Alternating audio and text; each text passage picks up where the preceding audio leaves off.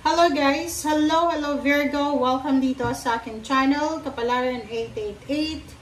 Welcome guys! Alamin natin kung anong messages, vibration, gabay energy para sa inyong lahat.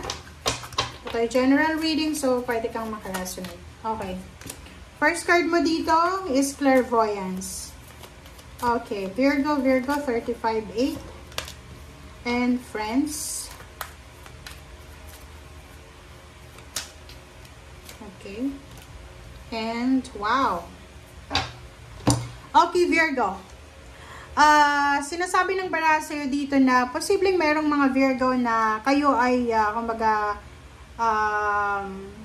kukonsulta kayo sa isang, for example, sa tarot reader, sa astrologer, or sa kung kanino man na pwedeng makabasa ng palad nyo. Nakikita ko rin sa'yo dito na mayroong mga Virgo na napipredict mo Napipredict mo, nararamdaman mo na maraming pera na darating sa buhay mo. Kumbaga ramdam mo yun Parang sa intuition mo, sa instinct mo na may darating sa akin Parang ganon. Number 14, number 5, mag-iingat ka. You need to be very careful of your friends, of someone, or kung sino man to, ng mga taong to na pinagkakatiwalaan mo. Virgo, if may gagawin kang exam, interview, nag-a-apply ka ba ng trabaho, nag-a-apply ka ng salary increase or higher position, sinasabi ng bara sa'yo, congratulations, kasi makakapasa ka. Okay, thank you.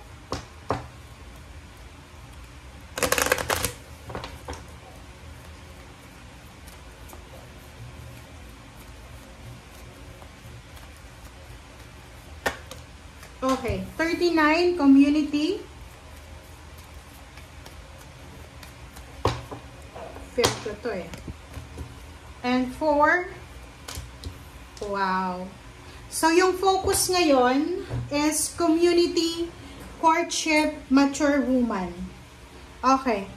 So, nakikita ko sa'yo dito na ang pinaka-focus mo ngayon, Virgo, is your parents. Kung may parents ka pa, especially your mother, especially your grandmother, if may grandmother ka pa.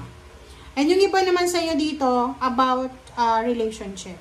So, maybe, kung ikaw ay may nanliligaw sa'yo, posibleng tinatago mo pa to. Okay? Or pwedeng may relationship ka na, may boyfriend or girlfriend, tinatago mo siya sa pamilya mo or sa mga tao kasi ayaw mo na mabulgar. Kumbaga, parang ang sinasabi ng barahan na hindi ka masyadong sigurado. Parang ganon. Hindi ka pa handa. Hindi ka pa handa sa relationship na to. Hindi ka pa handa na pag-usapan ka ng mga chismoso sa paligid mo. And at the same time, parang medyo takot ka pa sa elders mo, like sa lola mo or sa mother mo, or kung sino man to na medyo may edad na. Kasi maybe mataas yung expectation nila, or maybe takot ka na sabihin because marami kang pang plano. Diba? Kasi diba, pag yun, usual yun sa mga Pinoy sa probinsya, pag dinala mo na yung maliligaw mo, yung boyfriend, girlfriend sa bahay, akalain na asawa mo na. Diba? Tapos kung nag-aaral ka pa, hindi sasabihin sa'yo, ay hindi na yun makakapagtapos, may asawa na. Diba?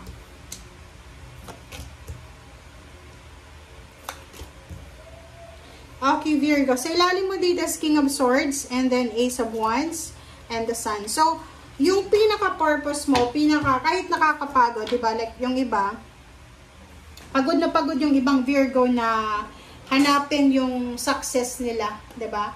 Pagod na pagod kayong, kumbaga, habulin kung ano yung nangyayari sa mundo ngayon.